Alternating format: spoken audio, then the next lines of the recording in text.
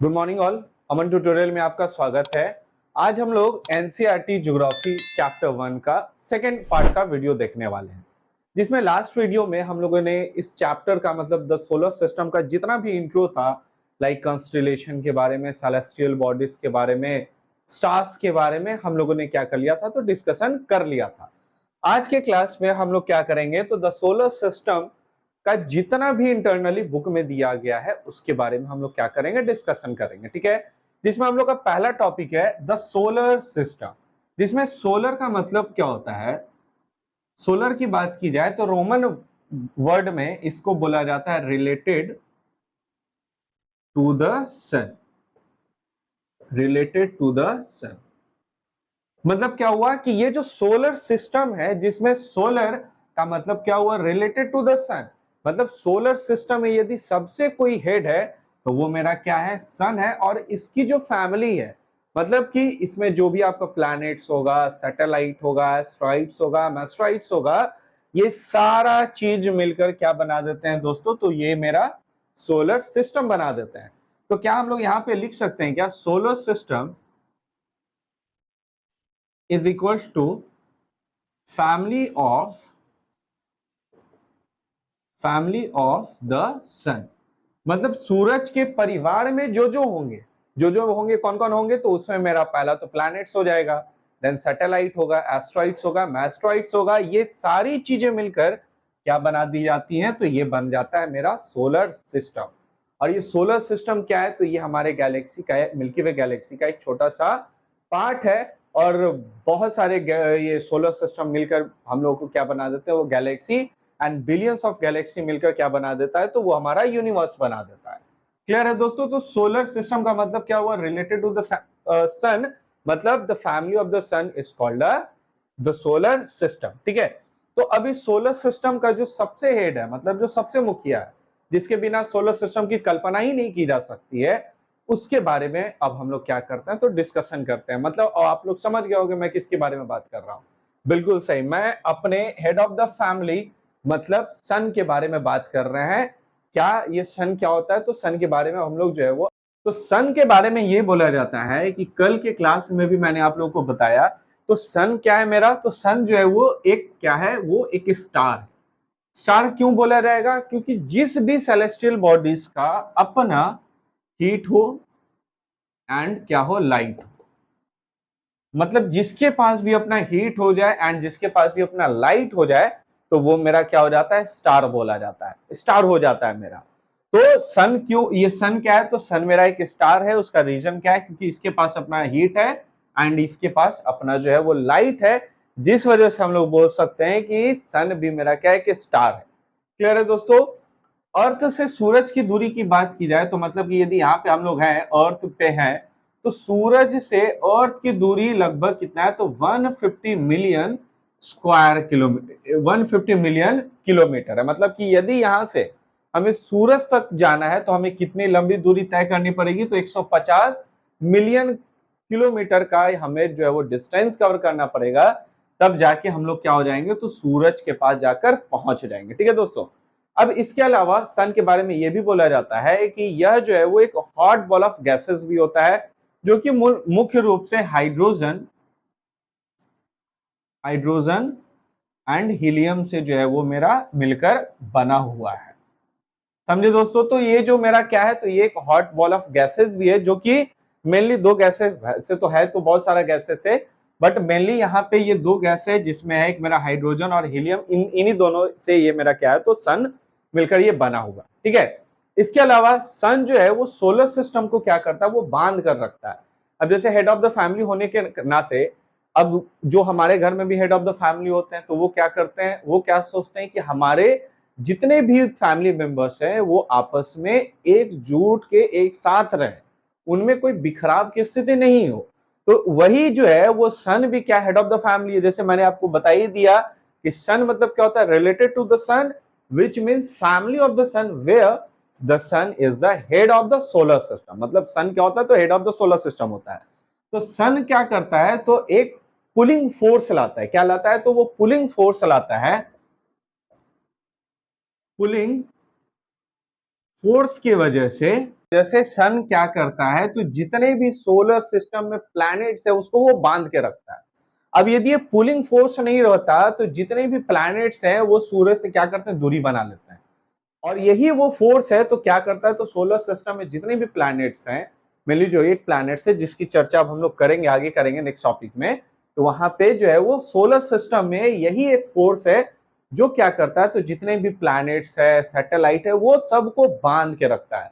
मतलब ये सन का क्या है, ये तो ये प्यार है, ये मोहब्बत है, जो कि क्या करता है, तो वो जितने भी प्लैनेट्स है वो उनको रोक कर रखता है। ये फोर्स नहीं रहेगा तो जितने भी प्लैनेट्स हैं वो क्या हो सकते हैं, तो वो एक दूसरे से वो सूरज का जो भी फैमिली है वो ब्रेक कर सकते हैं। मतलब कि सूरज के द्वारा बनाए गए जो नियम है, जो फोर्स है, वो उसको ब्रेक करेगा और सोलर सिस्टम के पार्ट से वो अलग हो जाएगा। क्लियर है दोस्तों? तो सूरज क्या है, मतलब सन क्या है, तो एक स्टार है, मतलब वो तारा है।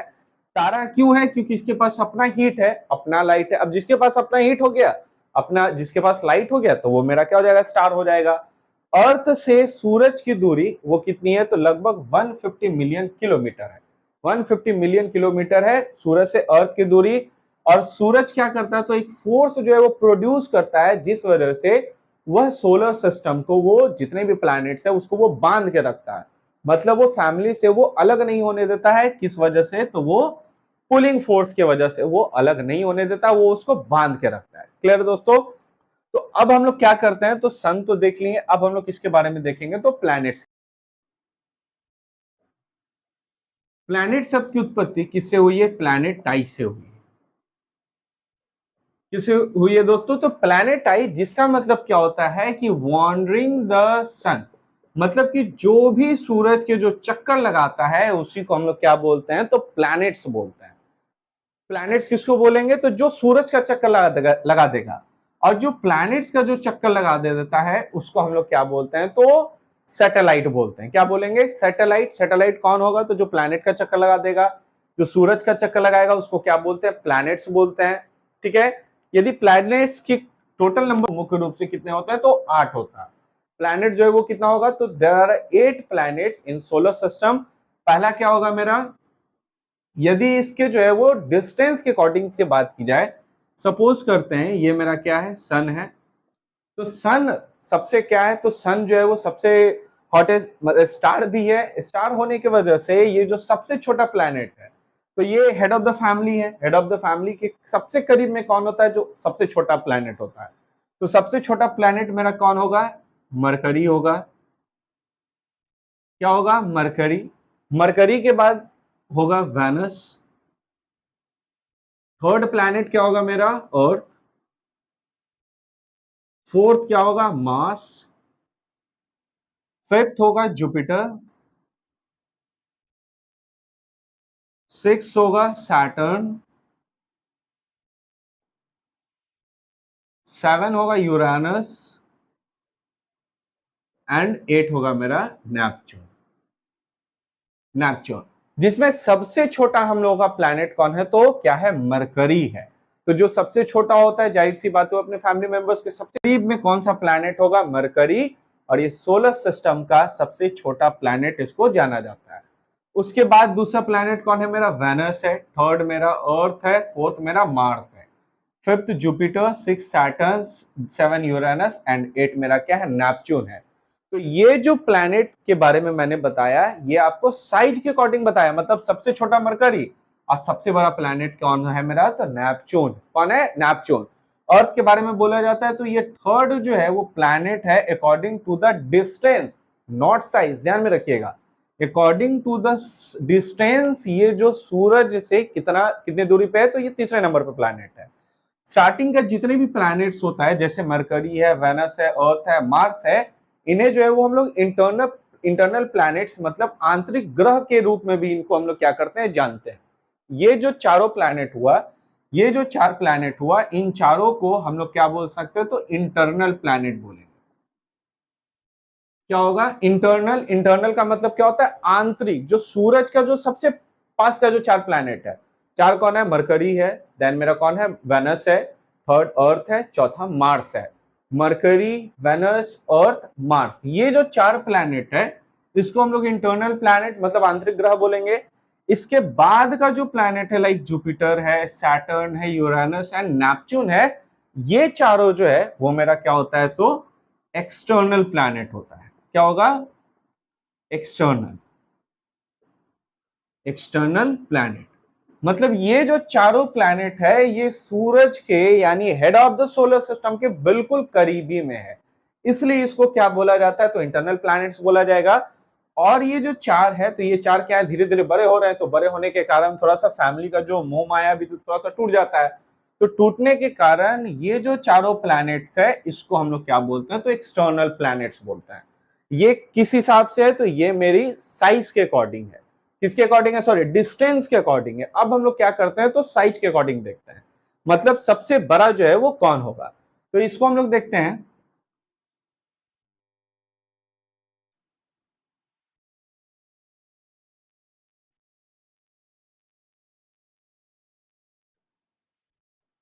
देखिए, तो सबसे बड़ा प्लैनेट होगा मेरा वो होगा जुपिटर, देन कौन होगा सन, ये Saturn,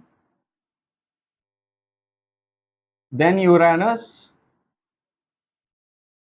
then N stand for Neptune, E stand for Earth, V stand for Venus, M stand for Mars and M stand for Mercury. तो सब दूरी के हिसाब से बात की जाए तो दूरी के हिसाब से बात की जाए तो सबसे पहले सूरज के पास का प्लैनेट कौन होगा? मरकरी होगा, देन वेनस है, अर्थ है, मार्स है। इन चारों प्लैनेट्स को हम लोग क्या बोलते हैं तो इन चारों प्लैनेट्स को हम लोग इंटरनल प्लैनेट्स भी बोलेंगे। इसके अलावा जो चार प्लैनेट होगा उसको हम लोग क्या बोलते हैं तो जुपिटर बोलेंगे, सैटर्न बोलेंगे, यूरेनस बोलेंगे, नेपच्यून बोलेंगे। क्लियर दोस्तों?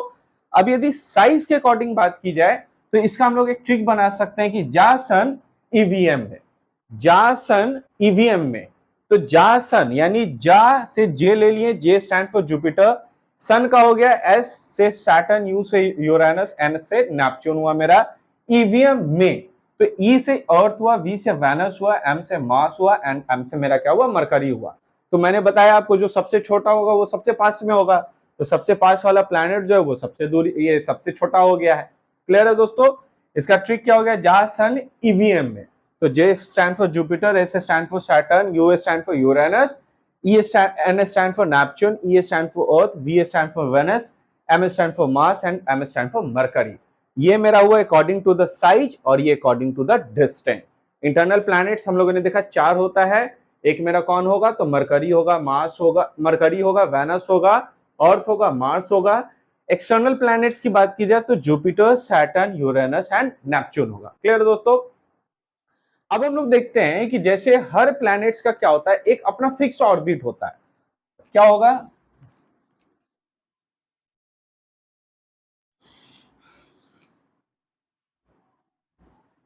हर प्लैनेट्स का जैसे यहां पे देखा जाए तो ये क्या है? एक सन है।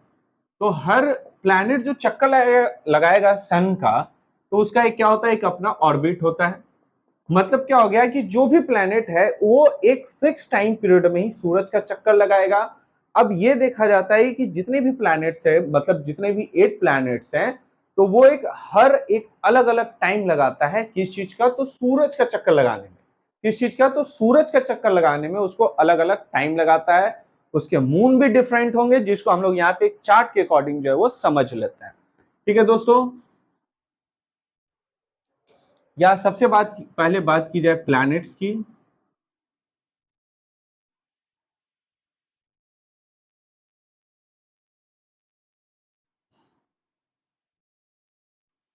टोटल टाइम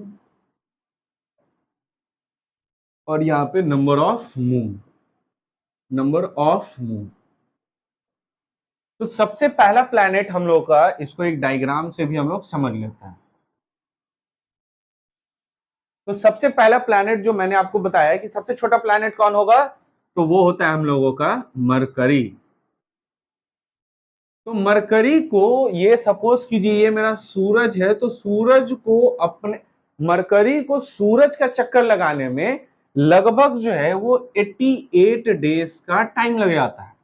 मतलब उसको एक ऑर्बिट कंप्लीट करने पे, सपोज कीजिए कि ये सूरज है, इसको ये मरकरी को चक्कर लगाने में, एक कंप्लीट रिवॉल्यूशन कंप्लीट करने में उसको कितना टाइम लगेगा? तो 88 डेज का टाइम लगता है मेरे प्यारे दोस्तों। तो मरकरी को और अपना वन ऑर्बिट कंप्लीट करने में कितना डेज लगेगा? 88 डेज का टाइम लगेगा। मरकरी का नंबर ऑफ मून मेरा क्या होता है? 0। इसमें कोई नंबर ऑफ मून नहीं होगा। मरकरी को कितना टाइम लगेगा? तो 88 डेज। इसका नंबर ऑफ मून होगा मेरा 0। नेक्स्ट हम लोग देखते हैं, नेक्स्ट होगा मेरा वेनस, जिसको हम लोग क्या बोलते हैं? तो अर्थ ट्विन सिस्टर भी बोलते हैं। मतलब अर्थ की यदि कोई जुड़वा बहन है तो वो कौन है? वेनस है। रीजन क्या है? क्योंकि वो बिल्कुल अर्थ के जैसा लगता है, उसका फिजिकल फीचर्स भी अर्थ के जैसा ही लगता है। मतलब ये अर्थ की कोई एक जुड़वा बहन है जिसको हम लोग क्या बोलते हैं? तो वेनस बोलते हैं। क्या बोलेंगे दोस्तों? तो वेनस बोलेंगे। वेनस को जो है वो टाइम टेकन लगता है एक स्पिन करने में 255 डेज का समय लगता है। मतलब जैसे ये मरकरी जो है वो कंप्लीट कर रही थी 88 डेज में, अब वेनस क्या टाइम लगाएगी? तो 255 डेज का टाइम लगाएगी। और इसका नंबर ऑफ मून मेरा कितना होगा? तो इसका भी नंबर ऑफ मून मेरा 0 होगा। मरकरी और वेनस का नंबर ऑफ मून 0 0। मरकरी को कितना टाइम लगेगा? तो 88 दिन का समय लगता है वो पूरे स्पिन को कंप्लीट करने में, मतलब वो पूरा सूरज के चक्कर लगाने में। अब थर्ड हम लोग देखते हैं अपना प्लैनेट जिसको बोला जाता है अर्थ। इसको टाइम लगता है 365 डेज एंड 6 आवर्स। 6 आवर्स का इसमें टाइम लग जाता है। 365 डेज एंड 6 आवर्स का टाइम लगता है। इसके नंबर ऑफ मून की बात की जाए तो नंबर ऑफ मून मेरा कितना है? 1। मरकरी कितना टाइम लगाएगा? 88 डेज। नंबर ऑफ मून कितना होगा? 0। वेनस कितना टाइम लगाएगा वन स्पिन करने में? 255 डेज एंड इसका नंबर ऑफ मून मेरा कितना होगा? 0 होगा। अर्थ की बात की जाए तो अर्थ जो है वो टोटल कितना टाइम लगाएगा? तो 365 days and 6 hours and number of moon मेरा कितना होगा? तो 1 होगा। क्लियर है? अब नेक्स्ट देखते हैं मार्स। मार्स मार्स जो है वो कितना टाइम लगाएगा? तो मार्स जो है वो 687 डेज का ये टाइम जो है वो लगा देता है। तो मार्स मतलब मंगल, और ये कितना समय लगा देगा? तो 687 दिन का समय लगाएगा। और इसका नंबर ऑफ मून्स जो है वो कितना होगा? तो 2 होगा। नंबर ऑफ मून्स कितना है? 2। इसका मार्स का, मार्स मतलब मंगल, इसको कितना टाइम लगेगा? तो 686 दिन। नंबर ऑफ मून्स इसका 2। मरकरी मतलब हुआ बुध, बुध को कितना समय लगेगा? 88 दिन। इसमें नंबर ऑफ मून मेरा 0। वेनस मतलब शुक्र, शुक्र को कितना समय लगेगा? 255 दिन। अर्थ का मतलब क्या हुआ? पृथ्वी, इसमें टाइम लगेगा 365 डेज। और मार्स को समय कितना लगेगा? तो 687 डेज। ये मेरा क्या हुआ? तो इंटरनल प्लैनेट्स की बात हो गई। अब हम लोग देखते हैं एक्सटर्नल प्लैनेट्स की। तो जो जुपिटर है, जुपिटर को लगभग समय लगता है 12 साल का। Oh my God. जुपिटर को लगभग कितना साल लगेगा कंप्लीट करने में? वन रिवॉल्यूशन कंप्लीट करने में भाई साहब को तो 12 साल का समय लगता है। कितना? 12 साल का। एंड इसमें नंबर ऑफ मून्स मेरा कितना है? 53। तो यदि क्वेश्चन आता है कि जुपिटर में चांद की संख्या कितनी है, तो 53। इसको टोटल कितना ईयर्स का कंप्लीट लगता है? तो ऑलमोस्ट लगभग 11 महीना 11 दिन है, बट इसको अप्रोक्सीमेटली हम लोग कितना लेते हैं? तो 12 साल का टाइम ले लेते हैं। कितना दिन का लेंगे? तो 12 साल का। अब यदि बात की जाए सैटर्न की, तो सैटर्न को समय लगेगा 29 साल, यानी 29 ईयर जो है वो सैटर्न कंप्लीट करता है एक चक्कर लगाने में। मतलब हम लोग जो है वो एक साल, मतलब प्रत्येक नया साल जो है वो 365 दिन के बाद मनाएंगे। यदि किसी बंदे को सैटर्न पे भेजा जाए तो वो अपना सीधे नया साल कब मनाएगा? तो 29 साल के बाद। अब किसी का बर्थडे आएगा 29 साल के बाद, मतलब 3 बर्थडे आया और उसका जो हो जाएगा कहानी खत्म, मतलब वो मृत्यु के सैया पे जो है वो लेट जाएगा। तो सैटर्न कितना समय लगाएगा? 29 साल का समय लगाता है। इसका भी नंबर ऑफ मून्स मेरा कितना है दोस्तों? तो वो है 53। नेक्स्ट है मेरा यूरेनस। यूरेनस कितना लगाएगा? तो 84 ईयर्स का टाइम लगाता है। और इसका नंबर ऑफ मून्स की बात की जाए तो इसका नंबर ऑफ मून्स मेरा कितना है? 27। तो अब यहाँ पे 29 साल में नया साल बना रहा था और यहाँ पे हम लोग देखते हैं तो 84 साल में मनाएगा। अब एक साल मनाए और फिर अगले बर्थडे के लिए उसको 84 ईयर्स का वेट करना पड़ेगा। कहाँ पे? यूरेनस में। और लास्ट जो है वो हमारा क्या है? नेपच्यून। क्या है? नेपच्यून। इसमें लगभग लगेगा 164 ईयर्स एंड इसमें नंबर ऑफ मून्स की संख्या मेरा कितना है? 13 है। लो भाई साहब, अब इसमें हम लोग यहाँ पे 84 साल के बाद मना रहे थे, अब इसमें एक बर्थडे आया, उसके बाद फिर कोई उपाय नहीं है, अब सीधे आप जो है वो खत्म हो, हम लोग यहाँ पे जाने के बाद अगला बर्थडे नहीं मन पाएगा, आप जन्म लीजिएगा आपको बर्थडे मन ही नहीं सकता है। रीजन क्या है, क्योंकि यहाँ पे जो है वो अगला साल मतलब नेक्स्ट ईयर कब होगा, तो नेक्स्ट ईयर हम लोग कब मनाते हैं, जो पूरा रिवॉल्यूशन जो वो कंप्लीट कर लेता है, बट यहाँ पे एक रिवॉल्यूशन कंप्लीट करने में 164 इयर्स का टाइम लगता है। कितना दोस्तों लगता है, तो 164 इयर्स का टाइम लगा जाता है। एंड इसका नंबर ऑफ मून्स मेरा कितना है, 13 है। क्लियर है। तो यहाँ पे जो हम लोगों ने देखा कि 4 internal planets and 4 external planet जो ऑर्बिट होता है, अब अर्थ जिस तरीके से सूरज का चक्कर लगाता है उसका एक अपना टाइम पीरियड है, सेम चीज 8 प्लैनेट्स का तो होगा। तो उसी में ये जो मरकरी है, तो मरकरी को कितना दिन लगेगा, 88 दिन। इसमें नंबर ऑफ मून मेरा कितना है, 0 है। वेनस है, वेनस को कितना टाइम लगेगा, 255 डेज लगेगा। नंबर ऑफ मून्स मेरा कितना होगा, 0 होगा। और की बात की जाए तो 365 डेज एंड 6 आवर, इसमें नंबर ऑफ मून मेरा कितना होगा, 1 होगा। मार्स के 687 days and number of moon मेरा 2 होगा। जुपिटर का 12 इयर्स और नंबर ऑफ मून्स मेरा कितना होगा, 53। सैटर्न का 29 इयर्स, नंबर ऑफ मून्स 53 इसका भी। यूरेनस का एक रिवॉल्यूशन कंप्लीट करने में 84 इयर्स का समय लगेगा और इसका नंबर ऑफ मून्स मेरा 27। एंड लास्ट जो है वो नेपच्यून, मतलब अगले साल आपको जाना पड़ेगा 164 साल। सैटर्न में जाइएगा तो सैटर्न में 29 साल। फिर आप जो है वो यूरेनस में जाइएगा तो 84 इयर्स का समय लगेगा नेक्स्ट ईयर मनाने में। ठीक है, तो आज के क्लास में आज हम लोग इतना ही रखते हैं क्योंकि ये वीडियो काफी लंबा बनता चला जाएगा फिर। तो आज के क्लास में हम लोगों ने सन के बारे में देख लिए, प्लैनेट्स के बारे में देख लिए। ठीक है, और ये जितना भी एक इंपॉर्टेंट लगा, सो मुझे लगा कि मैं आप लोगों के साथ डिस्कस कर दूं। कल के क्लास में हम लोग क्या करेंगे, तो अर्थ के बारे में, मून के बारे में, एस्ट्रॉइड्स एंड मैस्ट्रॉइड्स के बारे में हम लोग क्या करेंगे, इसको डिस्कस करेंगे। यदि वीडियो अच्छा लगे then please do like, subscribe and share my channel. Thank you so much, have a wonderful day.